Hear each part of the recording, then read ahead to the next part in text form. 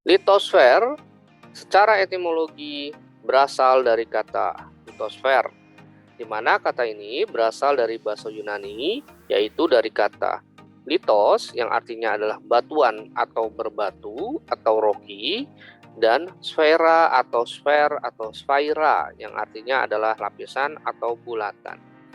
Nah, sehingga secara etimologi litosfer berarti lapisan batuan. Nah, dalam istilah yang lebih spesifik atau secara terminologi, bahwa yang dimaksud sebagai litosfer adalah lapisan batuan yang terdiri dari seluruh bagian kerak bumi atau disebut earth crust dan sebagian lapisan paling atas dari mantel bumi.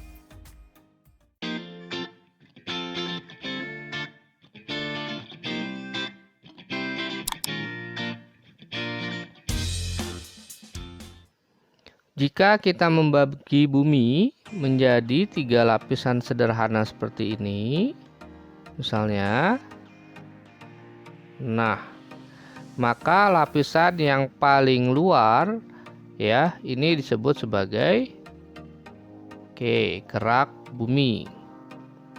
Nah, atau istilahnya adalah earth crust gitu ya. Earth crust. Nah, sedangkan bagian yang di tengah ini disebut sebagai mantel bumi. Atau istilahnya adalah earth mantle. Kemudian bagian paling dalam seperti ini disebut sebagai inti bumi atau earth core. Nah, masing-masing lapisan atau 3 lapisan besar ini dia dibagi menjadi lapisan yang lebih spesifik. Misalnya kalau kerak bumi dapat dibagi menjadi kerak benua atau continental crust. Kemudian ada kerak samudra atau disebut sebagai oceanic crust. Nah, sedangkan mantel bumi juga dapat dibedakan menjadi 2 ya secara sederhana.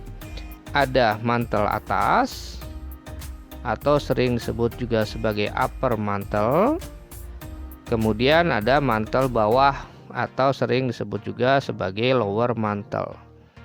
Nah, dalam literatur yang lain, kadang mantel atas disebut juga sebagai asthenosfer, sedangkan mantel bawah juga disebut sebagai mesosfer, gitu ya. Nah, kemudian kalau inti bumi, ini juga dibedakan menjadi 2. Yang pertama ada inti dalam, atau sering disebut sebagai inner core. Kemudian yang kedua ada inti luar, atau yang disebut sebagai outer core.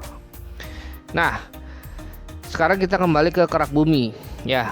Nah, jadi kerak bumi tadi saya bilang dia dibagi 2 menjadi benua dan samudra. Nah, kerak benua ini ya, dia banyak mengandung atau sering disebut ya lapisan yang disebut sebagai lapisan sial, karena memang banyak mengandung atau didominasi oleh unsur silisium dan aluminium. Tapi dia tidak berdiri sendiri tetapi beroksidasi dengan oksigen. Misalnya Si menjadi SiO2 atau silikat, sedangkan Al menjadi Al2O3 atau boksit gitu ya. Nah, karena memang di kerak sendiri unsur yang paling banyak adalah oksigen sekitar 46 hingga 47%, sedangkan yang kedua adalah silisium atau silikon sekitar 28%. Nah, kemudian lapisan atau kerak benua ini sering juga disebut sebagai lapisan granitis. Nah, karena banyak batuan granit gitu ya. Nah, kemudian kalau kerak samudra dia sering disebut sebagai lapisan sima. Nah, gitu ya. Karena dia banyak mengandung oksida silisium dalam bentuk SiO2 dan oksida magnesium dalam bentuk MgO. Nah, walaupun di sini tadi disebut sima, tetapi secara notasi sebenarnya magnesium itu Mg ya, secara notasi kimianya. Ya, ini hanya untuk mempermudah penghafalan gitu ya, sima gitu. Nah, selain itu kerak samudra juga disebut sebagai lapisan basaltis. Nah, gitu. Oke. Nah, sedangkan di mantel bumi dia banyak mengandung batuan yang bersifat ultramafik, artinya ultra basa, gitu ya, ultramafik atau ultra basa. Ya, dimana yang disebut batuan ultramafik ini atau ultra basa ini batuan beku yang banyak mengandung mineral ferromagnesian. Ya, berarti ada unsur besinya dan ada unsur magnesiumnya. Nah, misalnya golongan atau batuan peridotit, gitu ya. Gitu yang banyak mengandung mineral olefin dan piroksen, gitu.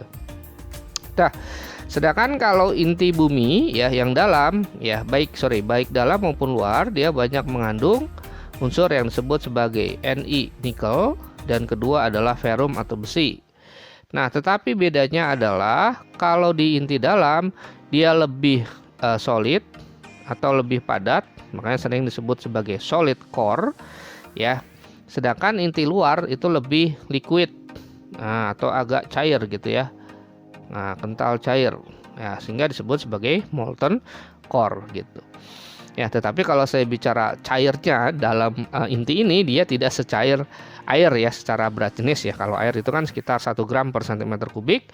Sedangkan kalau inti luar ini ya di inti walaupun dia kental cair ya dia sekitar 10 hingga 13 gram per cm kubik ya. Yang paling padat itu ya pasti inti dalamnya gitu. Ya. Nah, inilah yang disebut sebagai struktur internal bumi gitu ya. Nah, struktur internal bumi atau sering disebut juga susunan dalaman bumi gitu ya. Nah, seperti itu. Ya, ini secara sederhana dari materi struktur internal bumi. Oke, tapi kemudian ini yang sederhana ya. Kalau yang lebih spesifik ya nanti misalnya antara tambahan saja sedikit di sini ya. Kalau antara kerak bumi dengan mantel bumi itu nanti ada lapisan moholofisik namanya ya. Nah, ini hanya sekedar tambahan. Ini antara kerak bumi dengan mantel gitu ya. Nah, sedangkan ada lapisan bidang diskontinuitas Gutenberg ya, Gutenberg discontinuity. Ini antara mantel dengan inti. Nah, kemudian nanti ada Lehman discontinuity. Nah, ini antara inti luar dengan inti dalam gitu. Cuma kalau keperluan PTN itu tidak sespesifik ini ya. Ini hanya tambahan aja. Oke, itu aja, mudah-mudahan paham ya. Saya akhiri dengan bacaan hamdalah, alhamdulillahirabbil alamin. Kurang lebihnya mohon maaf. Billahi taufiq wal hidayah. Wassalamualaikum warahmatullahi wabarakatuh.